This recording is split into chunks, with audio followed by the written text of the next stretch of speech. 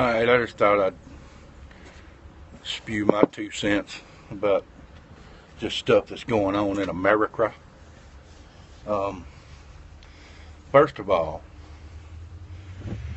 there's a time and a place for everything, okay? The reason that most of us are maybe upset, or I'm not really upset, but I mean, I know it upsets a lot of people because I don't let what other people do upset me, so I try not to do that. But the reason is these protest during the Star-Spangled Banner is just that. It's during the Star-Spangled Banner. It's during a time when we are remembering those lost souls, soldiers that fought for our country, for our freedoms that we have. And if you don't respect that, what you're showing more than anything is you've given up on believing in our country. And I guess that's the biggest problem. We don't need people giving up on believing in our country. Okay, you're on our team. It's just like any team. You can't give up believing in your team, you know. And also, I was thinking about, if you yourself lost a loved one, okay, you don't have to be a soldier, just anyone, and you were having a funeral for them, and people showed up protesting that, and people do that too these days, which is disrespectful, okay? And it's just as simple as that. It's disrespectful to the families and the people that passed on. And it's kind of the same thing with the Star-Spangled Banner, because we're remembering those who have passed on fighting for what we all should believe in. Okay, it's the time and the place. There's a time and a place for everything under the sun. Read the Bible, it'll tell you that. But also, I was watching, I don't watch a whole lot of news, but I was watching something the other day, and they showed a clip of I'm not going to say names, I'm not a big politician guy, but it was a clip of what somebody had said, a politician, and as soon as they came back, and this is one of my biggest pet peeves with any conversation, as soon as they came back, it said, read between the lines. I was like, why you got to read between the lines? Why don't you listen to what's on the lines? Read the lines. Okay, that's what they're trying to say. You're messing up the message. The message they're sending is in the lines. In between the lines is the message you're sending. It's what you're thinking is going on. And that's not the truth of what the message is. Whether the message is right or wrong, you're giving a whole other message. It's your message. It's not their message. If you read between the lines, it's just like if you're in a relationship with someone, and you have conversations or arguments or disagreements, and they spend most of their time either trying to figure out what they're going to say next, or they're reading between the lines. They're trying to figure out what you're saying, but not listen to what you're actually saying. Okay? That's just another little pet peeve. I guess I'm ranting today, huh? But now another thing on the Star-Spangled Banner is all you got to do is listen to the words of the song. It tells you why we're taking that time to remember those and respect those who fought. It's about a battle. And during the whole battle, those people that are fighting, they're fighting for that flag. That flag stands for the freedom that they're fighting for. It's not the flag per se as much as the freedom. Okay?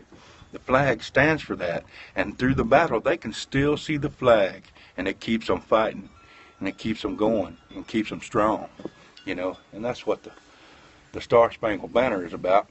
And there's another thing about reading between the lines. A lot of people come up with, who wrote the Star-Spangled Banner? You know what the real lyrics?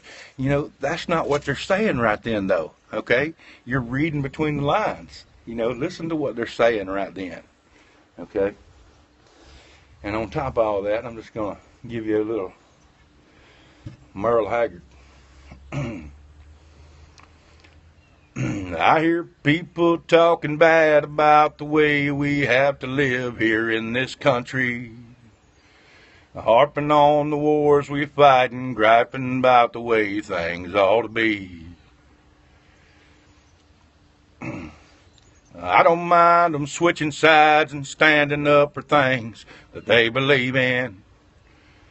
But when you're running down my country, man, you're walking on the fighting side of me. Yeah, walking on the fighting side of me. Running down the way of life our fighting folks have fought and died to keep. If you don't love it, leave it. Let this song that I'm singing be a warning. If you're running down my country house, you're walking on the fighting side of me. Well, I read about some squirrely guy who claims that he just don't believe in fighting. And I wonder just how long the rest of us can count on being free. Well, they love our milk and honey, but they preach about some other way of living. And when you're running down my country, man, you're walking on the fighting side of me. Yeah, walking on the fighting side of me. Running down the way of life our fighting folks have fought and died to keep. If you don't love it, leave it. Let this song that I'm singing be a warning. If you're running down my country house, you're walking on the fighting side of me. Yeah, walking on the fighting side of me. Running down the way of life our fighting folks have fought and died to keep. If you don't love it, leave it. Let this song that I'm singing be a warning. If you're running down my country house, you're walking on the fighting side of me.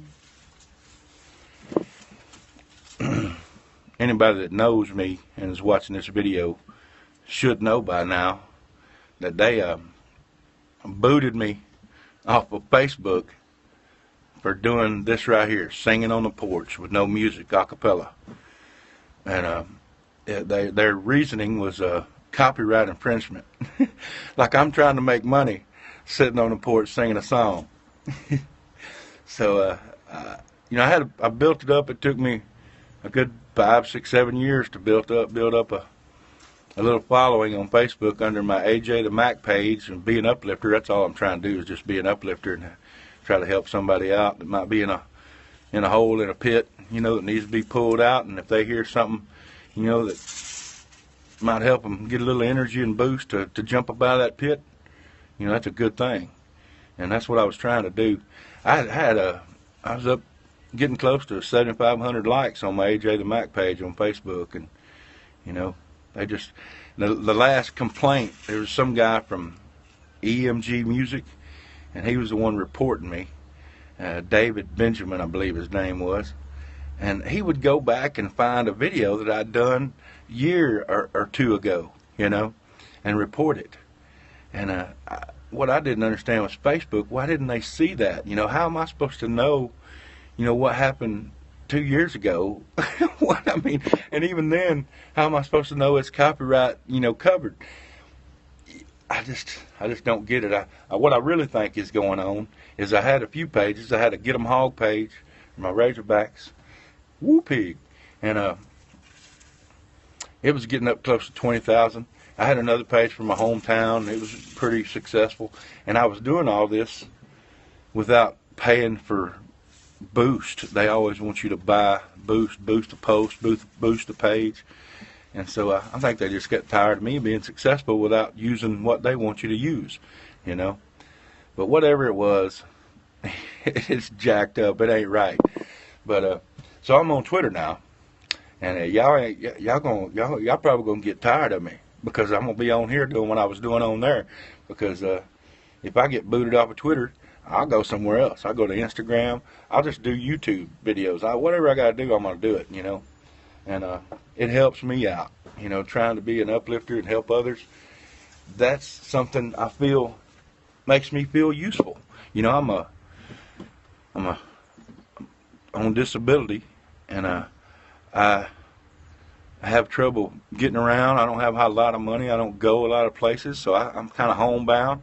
So I try to do what I can here to be a positive influence, you know, in this world that we live in somehow, you know, and that makes me feel productive, you know, and when I get comments telling me that you know, especially on Facebook, because I had a pretty good following, and I hate that I had to, you know, let those people down, and I'm not on there, because they used to really give me a lot of, you know, feedback on, you know, the help I was giving them and how they enjoyed it, and that helps me, you know. I mean, I learned a long time ago, after going through a depression myself, that negativity and depression and anything like that, it's bad for you, and you got to stay away from it. So that's part of why I do my songs and my music, is to keep me out of that depression. And you know, I'm not saying it's foolproof. Sometimes I do get close to slipping back, but I've learned practice makes perfect. I go back to the things that pull me out of those pits.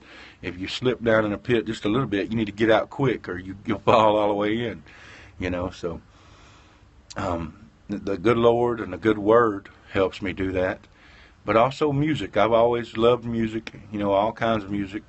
And if I'm feeling like I'm slipping, I'll go on the internet or whatever and find a song to sing, you know, and just learn all about it. I learn everything, who wrote it, and everything. I mean, I know a lot because I love music, but I don't know everything about every song, you know. So it helps me to do that, and it gets my mind off of other things, and plus I learn to sing the song, and that lifts my spirits, and then if I can sing it to others and they enjoy it and it helps lift their spirits, that's triple time, you know. It helps me out, so it makes me feel productive and happy that I was able to do something like that. So if y'all can, you know, not just this, you know, live video, especially this one, because it tells a lot about what I'm doing, and things I believe in, but anything that I post, I would appreciate you retweeting and sharing and just and helping get the message out that we're just trying to help each other out and be uplifters. And you know, God bless us all.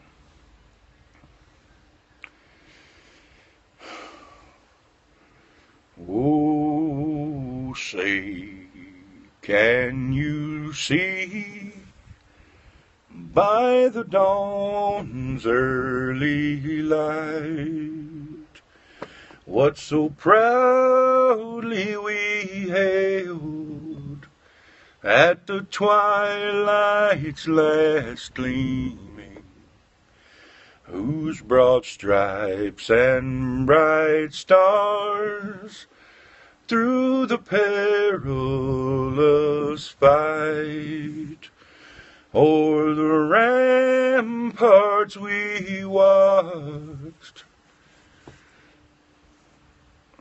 were gallantly streaming, and the rocket's red glare, the bombs bursting in air, gave proof through the night that our flag was still there. Oh, say, does that star-spangled banner yet wave o'er the land of the free